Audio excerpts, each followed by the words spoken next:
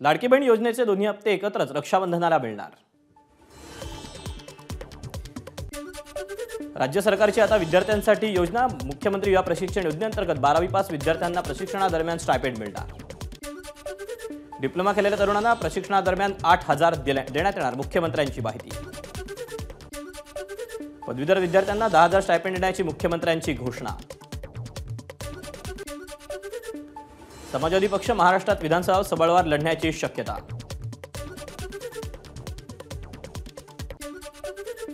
संभाजीराजे छत्रपतींचा हिंदू पदपादशहा असा उल्लेख स्वराज्य संघटनेच्या अधिकृत पेजवर पोस्टनं चर्चेला उधाण।